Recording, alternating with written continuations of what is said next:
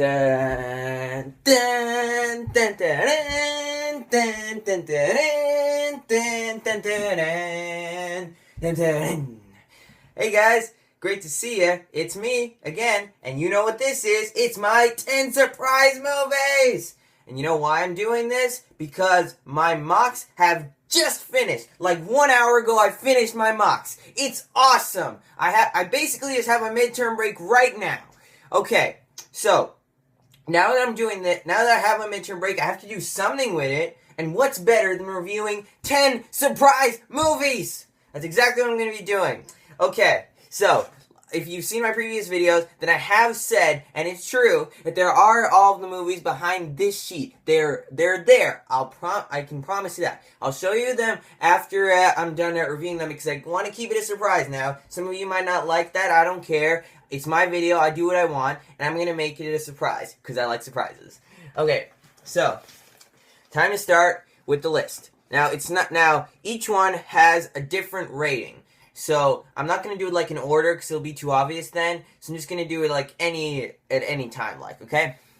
So, the first movie. The first one I'm going to start off with is Superman Returns. Okay, now, Superman Returns, what most people say about it is that it's pretty boring because it doesn't have that much action in it. But for me, I never really thought that Superman was about the action. I think it's more about the character and the emotion behind it all. And though the actor who plays Superman, I forget his name, although he's not as good as Christopher Reeve, how could he be? He still does it really well, and I really liked his performance. So, as well as that, one of the favorite performance of that movie is by far Kevin Spacey as Lex Luthor. Now, some people criticize that performance for being overly cartoony, but I think that kind of helps the character, and that's how he should be. I do like his portrayal a lot more than Gene Hackman, even though Gene Hackman is great as Lex Luthor as well. Also, while the action isn't there a lot, when it's there, it's awesome. Like when you just see that plane scene, that is an awesome scene. So yeah, when the action happens, it's exciting. When the emotion is there, it's pretty good. I really like the emotion. But I do have a few flaws, though. Some of them are to do with the fact that not really a lack of action, but just lack of emotion sometimes and fun. It does happen a few times within the movie. Not always. Usually it's fine. But there are a few times in that movie where I just didn't like it so much. But probably my biggest problem with Superman Returns is by far Kate Bosworth as Lois Lane. She is not Lois Lane. I mean, come on. We've seen the movie. Yeah, we've seen like the originals. They had a proper Lois Lane. The new one, Man of Steel, which I don't really like as much as this. It did at least have a much better Lois Lane. Amy Adams played her perfectly. But seriously, Kate Bosworth is just completely miscast in this role. She wasn't very compelling. She just didn't feel like the tough Lois Lane that we're all used to. And she didn't really look the part either. I just didn't really like her performance as Lois Lane. She just felt really miscast. And any other problems? Sometimes the special effects do look a little cartoony. And I didn't like that so much because that's not really what I want to see. I want to have it feel real. And even though the originals are like dated now, they still look really cool. And the fact that they're actually practical effects, you can like skip over the fact that it's dated. This one, since it's all CGI, you do kind of notice it, and it does kind of take away from it a few times. Overall, though, the movie's still enjoyable, and I'm going to give it a 7 out of 10. Okay, next movie. The next movie will be, here's a good one, Jaws. Okay, now some people might have known that this was going to be on here. If you do, good on you. But yeah, Jaws is by far my favorite Steven Spielberg movie. And the reason for that is because it's just so exciting and so interesting when it's going on. I mean, it is technically the first ever blockbuster, and though I do like the Star Wars, the original Star Wars, the first two more than this is still an incredible movie, and it is definitely the first blockbuster. And I wish it would have influenced a lot more because we haven't seen that many shark movies that are like really good nowadays. Or really since Jaws. So yeah, Jaws just created its own genre, which I wish could have been used more, but it's a great genre, And I'm just so glad, and that movie's just so exciting. With the shark scenes, they're awesome, and they're so awesome because you don't see the shark so often, so it's really your head that you have to use for it, and just makes it more scary. And the effects, a lot of people don't talk about the effects. The effects, I think, are actually great for the movie. They're realistic, they're cool, they're exciting. I really like the effects, and not enough people touch on them. Also, probably the biggest thing that makes this movie awesome are the characters. I mean, Roy Schneider, him playing Martin Brody, he's good in it. Not really any problems. He's pretty good, Martin Brody. I can't really imagine anybody else as him. But he is overshadowed by two much better performances. First of all, oh man, I'm forgetting the names. I hate it when this happens.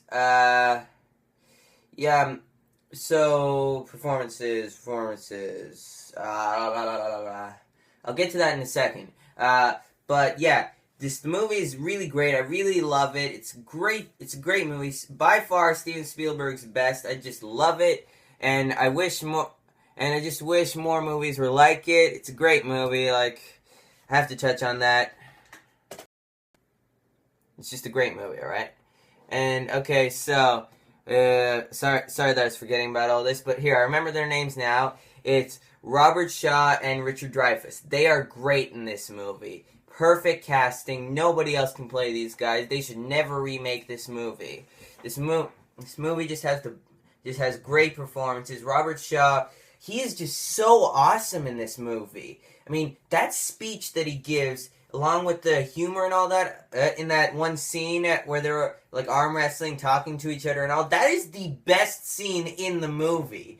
Yeah, there's no shark in it at all, but what makes it so great is Robert Shaw's performance as he's telling the story, the humor that's in the scene as well, the character interactions, the motivations, they have chemistry, they're likable. And Richard Dreyfuss, he's a really likable actor, and he really shows it in Jaws. Great performance, loved him. Robert Shaw, probably the best, or maybe tied with Richard Dreyfuss. Probably tied, yeah. And Roy Schneider is pretty good as Martin Brody. So yeah, the sequels, second one's alright, the other ones suck. Okay, so yeah, I'm gonna give this movie a 11 out of 10. Yeah, you were not expecting that. This is probably the second movie I reviewed that I've given an 11 out of 10. But yeah, so be happy about that. 11 out of 10 for Jaws. Yeah! Okay, next. Next movie is Godzilla. 1998 movie. This movie, what do people criticize it for?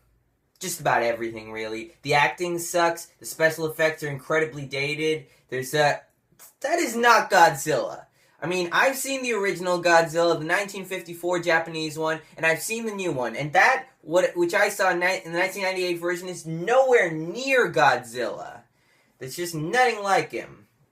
I just hated that sort of Godzilla representation. And even as a character design in general, it's pretty bad. It just feels weak and not that threatening, I think. With the long legs and the small build. It just doesn't feel as threatening as Godzilla. I mean, they even renamed him Zilla for an actual Japanese movie where he was he just died when he was fighting the real Godzilla for 15 seconds.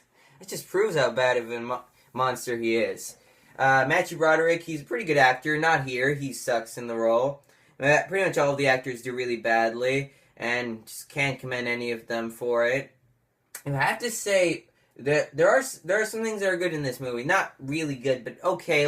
Mainly that the action sequences are incredibly dated, but there is some enjoyment in them, so that's cool. And the explosions do look pretty cool, and they're alright. The special effects are dated, but there is some enjoyment in there.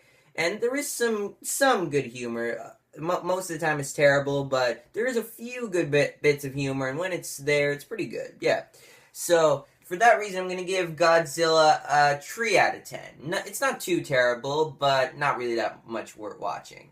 Okay, let me see what's next. Okay, next I'll go with Avatar. Alright, so what do I think about Avatar? Now, I used to hate this movie. To be honest, I used to. Okay? And I'm pretty sure there's some people out there who still do. Now, I watched it again, though, and I liked it. It was pretty good. Uh, a lot of people say this movie steals from other movies. I can understand why they'd say that, but I feel like it's more inspired by them, and it's just using its own thing. Despite that, though, it isn't incredibly original, and it's definitely style over substance. It's definitely. However, there are some really good things to the movie, mainly the effects. I mean, yes, I do take some issue that they're CGI, but come on, I just watched Mad Max Fury Road and the new Star Wars. Those are full of practical effects. Watching CGI again, it's just, kind of weird and all. But still, it's some really good CGI, and I really love the way it all looks. It's a great looking movie. The performances are pretty good. Like Sam Worthington, he's good in the movie, especially when he's in the Avatar body. That's when he shines at the most. And Sigourney Weaver, she is great in her role. I wish she was in more of the movie, and I wish they'd bring her back for the sequel somehow. So yeah, a few problems with this movie. My biggest problem with the movie has to be the villain. The villain is completely cliched. I mean, anybody could have been the villain. There are way more compelling people in the movie who could have been the villain, and this guy, he was just so cliche. Like, it's too obvious to be the villain. They should have made somebody else the villain, maybe making like a secondary villain or something, but the main villain? No, that's not right. It's not right. No. I don't like that. That's my biggest problem with the movie. But still, the good parts are really good. There's some really great directing by James Cameron in there. For that reason, I'm going to give Avatar an 8 out of 10. Okay, next. Let's go negative now. This is another movie that some people might have found out that it was on here. Quantum of Solace. Ugh. Quantum of Solace. Seriously, I've reviewed Spectre before, and I said how I didn't like that movie because it was just pretty boring and all. Now, I think that Quantum of Solace is worse than Spectre, but for different reasons. One of my biggest problems with Quantum of Solace is the action. Is there action? I can never tell what's happening in the scenes because they're just so quick-cutty and you can't really tell anything. It's just like, you can't tell anything that's happening in those action scenes. It's really hard to get when you're actually watching those action scenes, and I just don't like it that much. Yeah, the action scenes, they might look a little cool, but that's it. They're executed really poorly. And the way Bond is portrayed, it just feels really underdeveloped in this movie. As do all of the characters. There's not enough development in these characters. I didn't care for them. Yeah, I didn't like that at all for this movie. Some really poorly developed characters. Other things about the movie that I hate, the villain. Yes, I've said already for some movies that villains can be cliched, like Avatar. But this villain, it's not that he's cliched, really. It's that he's so forgettable. I mean, at times you forget that he's actually the villain of the movie. He doesn't even feel like a secondary villain. It doesn't make any sense. And I actually have proof that people who actually made the movies think that he's a weak villain. After watching Spectre, they mentioned, like, every other villain, like a bunch of times. They like, maybe once, and just barely mentioned the guy from Quantum of Solace. So, they actually also didn't think of him as a villain that much. He's a terrible villain. And the humor, I think I might have said in my Spectre review that the humor for Daniel Craig's James Bond is poor. Same here. The humor never lands for James Bond. It's terrible.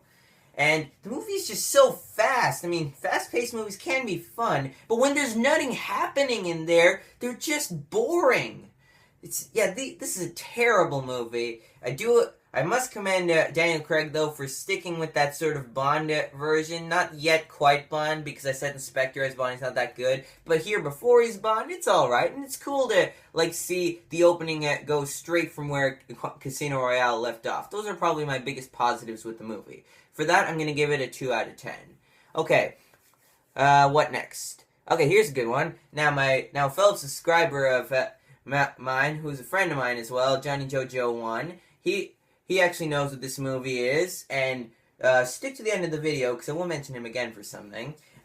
This movie is Unstoppable. Now this movie stars Chris Pine, who is, Captain Kirk in Star Trek, and it also stars Denzel Washington, who's in just about everything nowadays, and he's always awesome.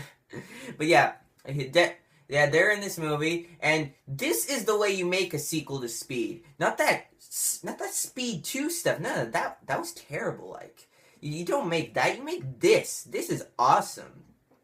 I mean, Unstoppable, it's just so fast moving, but there are slow scenes so that you can get invested in these characters. They're pretty good characters. I did like them a lot, and they're interesting as well.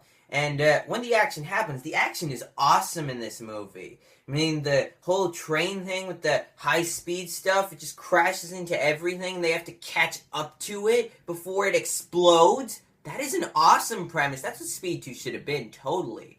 So yeah, that's awesome. I love the characters, love the action, love the directing. The directing by Tony Scott, probably his best movie since, like, the 90s. And that's saying quite a bit. So yeah, great movie. Loved it. I'll probably watch it again soon because of how exciting it is. You should definitely check it out. I'm going to give it a 9 out of 10. Okay, next. What next? Okay, here's a good one. Ghost Rider. Now, Ghost Rider, let's be honest, this movie sucks. It does. But there is some enjoyment to be had, I think. In terms of those... there are a lot of scenes where it's so bad it's good, and I did like that because the so bad it's good scenes are pretty enjoyable. And Nicolas Cage in Ghost Rider: Spirit of Vengeance, he just got so hammy that it was no longer funny. But here, he's hammy enough to make it enjoyable, and I did like him as the sort of hammy Nicolas Cage. It's cool when he doesn't overdo it. And yeah, the action and the special effects, they're definitely over animated, but they're still enjoyable, I thought. Yeah, they were pretty cool. So yeah, I did like this movie overall. No, I didn't like this movie. But I can see enjoyment in this movie, at least in that so bad it's good sort of way. But there are some really bad parts to this movie, like some terrible dialogue and terrible execution. For that reason, I'm going to give it a 4 out of 10. Okay, what next? Ooh, what's next? What's next? Okay, next. Next, I'm going to go Wild West. Okay, now let's wind the clocks back a bit. Let's think about Will Smith. 1995, Bad Boys made him famous, and he already had Fresh Prince of Bel-Air to do that. Then 1996, Independence Day. He became like the biggest box office king ever. Then 1997, Men in Black. Much bigger. 1998, Enemy of the State. Just made him huge. 1999, Wild West. This is where his career started going from here to here. You see, he's terrible in this movie. This is by far his worst performance, and that's not even the worst part about this movie. This movie is just so boring. And it has all the things it needs for that sort of Men in Black movie. It has the same director, same setup, same kind of cast and all, but they didn't use it right. I mean, seriously, there is a laugh, like, twice in the entire movie, and it's a comedy. You laugh twice in a comedy. What is with that? And it's not just that the jokes don't land. A few times they don't. But most of all, it's that there's hardly any jokes in there. It's just not funny at all. Those laughs, they're okay, but they don't make up for every other terrible thing in this movie. Terrible performances by really good actors like Will Smith, Kevin Kline, Kenneth Branagh. Kenneth Branagh gave a bad performance! Seriously, this movie, the only actual okay thing with this movie is the effects. The effects are cool looking, but let's be honest now, the effects, they're over animated and they're way too noticeable. And if they used more makeup like they did in Men in Black, it would have been probably at least an okay movie. But no, they didn't. This movie sucks, and I'm gonna give it a 1 out of 10. Okay, let's get to. Okay, I just made myself really angry, so I'm gonna go to a really positive movie now. This is probably the last positive movie I'm gonna be reviewing, and that is Boyhood. Now, Boyhood is actually my favorite movie of the 2000s. That is saying a lot. Like the 21st century favorite movie of then. That is definitely saying a lot. Personally, I think that the best movies ever are in the, 1900s, the 20th century. I think that they're like superior to the 21st century. Like, it's just my opinion anyway. But still, this is probably my favorite 21st century movie, and with good reason. The execution of this script is incredible. Richard Linklater, he's a great director. I'm a real fan of his work. He made some great movies like School of Rock and Before Sunrise. And here, he's just perfect for this movie. This is his movie by far. He directs this with such great style, such great attention to detail. I love it. And that's not the only good thing. The way it's shot is awesome. It just has a huge scope in terms of years, and the script is well written because we tend to think for movies that every small thing in life influences something big. No, it doesn't work that way often. Often they're just small things in life, and then you just move on to the next small thing. And that's what Boyhood did so well. It feels realistic. It feels like the way a movie should feel, and also, the acting is great. Like, the kids, they're great kid actors. I'd love to see more of them. They're not kids anymore, but like at the time, and now I'm hoping they get to do more things. You know, the 12 years thing, it is kind of a gimmick, but they use it so well that you forget that. You just don't care about the fact that it sounds like a gimmick. It's a great way of execution, great movie, love it. And also have to touch on two performances in particular. Ethan Hawke. He's a great actor, and he really shows it here. One of his best performances. Loved him in this movie. Really cool-like and really entertaining performance. And some great dialogue with him as well. Loved it. And second, and definitely the best performance of the movie, and possibly of 2014, Patricia Arquette. She was awesome in this movie. This is the way that you should act, I think. That you never make it like too sappy or too over the top. You never feel like you're going straight for the Oscar, but you keep it realistic, and you never go too little so that you just don't try anything. No, in this movie, she never feels like she's going for the Oscar, and she also never feels like she doesn't want an Oscar. She just feels like she's in that right zone of acting, like that perfect zone where you just have to act at that zone. That's where she is, and I loved her performance. She's by far the best performance in the movie, possibly the best part of the movie, and that is saying a lot. So yeah, loved Boyhood, my favorite movie of the 21st century. Love it. Okay, next. Oh wait, did I just say next? I meant last. That's right. And I've saved the worst for last. Yeah. And here it is. The Legend of Hercules. We know what this means. Glasses! Yeah! Okay, time to review this piece of garbage. Oh, man. Okay, now, we had two movies that came out in 2014 that were based on Hercules. One of them was enjoyable. That was the Dwayne Johnson Hercules. It's not a perfect movie. It's a little by the numbers, but it's a fun movie, and it's probably Dwayne Johnson's best performance, in my opinion. Now, the other movie we had, The Legend of Hercules, comparing these two movies makes the Dwayne Johnson Hercules feel like the best movie ever. And because honestly, The Legend of Hercules is one of the worst movies I've ever seen. Not as bad as like Speed 2 or Good Day to Die Hard, but it's definitely up there with them. It's a terrible movie. I mean, I wouldn't give a lot of movies like the 0 out of 10, mainly sequels but I might give it to this one. Wait and see. Anyway, but yeah, this movie is just so terrible. And here's why. The acting. There is no acting in this movie. They're just saying a really terrible script because they get paid for it for some reason. Why would you pay these guys? They're not even trying. They can't act. None of them can. There's just terrible acting in this movie. And why would you cast the guy who was in Twilight to play Hercules? That makes no sense.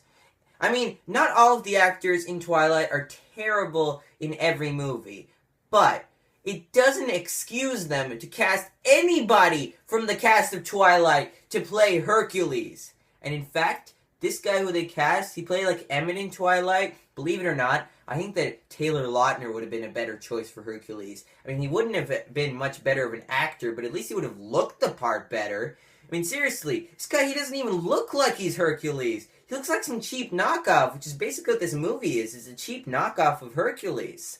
That's all it is.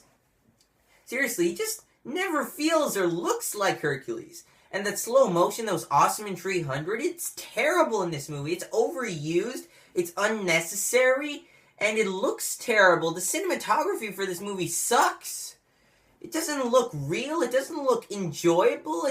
The effects also, the effects look terrible. They just look like effects and CGI and all that. And I hate that. I hate that. I just hate that. I don't like that it's like that. It's terrible like that. I hate it that it's like that. It's really terrible. This movie sucks so bad. The director Renny Harlin, he's done some good action movies before. That has to be said. But he is the terrible director for this movie. He does not deserve, this movie doesn't deserve any respect. It's poorly directed, poorly acted, poorly shot. It's unoriginal as well. It's totally unoriginal. If you thought that Hercules, the Dwayne Johnson one, was a little by the numbers, you were gonna think that this movie is basically just reshoots of other movies with like different actors. Seriously, it's one part 300, one part Gladiator, one part Pompeii. Pompeii? Are you kidding me? You're doing one part Pompeii? What is wrong with you? And see, this movie never feels like its own movie. It feels like it's taking from every other movie that's ever been released. At least to do with the sort of Roman setting and all. Or is it Greek? I can't remember. How can I even remember this movie? I'm really stressing on this. It's really hard to remember. This movie is just so bad and forgettable. I mean, really, if this movie, like, well, if I were making a worst movies of 2014 list, I wouldn't, because I haven't seen that many bad movies of 2014. This movie would I'm not sure if I put it at number one, not because it's not the worst, it's definitely the worst, but because I might forget it. It's really easy to forget this movie. I had to just really think about this movie. It's hurting my head. It really hurts. This movie is just so bad. It's so bad. It's so bad. It's so bad. You just upset me. And you see, there are movies that have there's like one movie before that's made me cry. I'm not gonna say what it is. I'm just gonna keep it to myself in case I ever review it. But this movie probably made me cry because of how terrible it was. They actually made this sort of movie. Why would they make this sort of movie? Just beyond me. So, with all that said, I'm going to be nice, and I'm going to give The Legend of Hercules a 0 out of 10! Yeah, that's being nice. That is being nice. Giving it a 0 out of 10 by yelling at it with the crazy glasses on, it apparently is a good thing. That's how bad this movie is. Okay? And now, let me just take them off. Okay, so, now the crazy glasses are off, I don't have to go as mad anymore. But anyway, so yeah, those are my 10 reviews. I hope you enjoyed them. I really did. I had a lot of fun doing this. I hope you enjoyed it. Sorry if this video is a little long, but you know, it's 10 movies. It has to be done. And I'm just trying to celebrate the end of my mocks and the end of all those other people who are doing their mocks over these 2 weeks. So, congratulations to all you guys who finished your mocks. And I guess I'll see you later. But before I go, I mentioned earlier in the video that I talked about Johnny JoJo 1, and here's why. Tomorrow, I'm going to be doing a collaboration video with him where we review Back to the Future, which just so happens to be his favorite movie. And I love it too. So, check out that tomorrow. So I'll see you guys later. Please like this video if you like it. If you don't, well, you can dislike it if you don't. But don't dislike it because it's long, because you can't hate something for being long. You just don't like the fact that it's long. You can't hate it for that. So if you just didn't like what I said, or you have any comments that you want to tell me, just tell me. It's fine. And if you haven't subscribed yet, please subscribe. Like, come on. It's not easy to make these videos. They take time. They take effort. Oh, and by the way, I wanted to prove to you that this list is actually real. There it is. Sorry if it's all backwards, but this is The Legend of Hercules here. Wait, sorry, it's upside down. Yeah, sorry. Oh no, wait, now it's upside down. Oh yeah, sorry if it's a little upside down, but you see, so this is The Legend of Hercules, 0 out of 10. This is Wild Wild West at 1 out of 10. This is Quantum of Solace at 2 out of 10. This is Ghost Rider at 4 out of 10. Godzilla for 3 out of 10. Jaws 11 out of 10. That's Unstoppable, 9 out of 10. Avatar 8 out of 10. Boyhood 10 out of 10. And Superman Returns 7 out of 10. Sorry, it just comes backwards, like over the camera and all. But hey, at least you've seen it, right?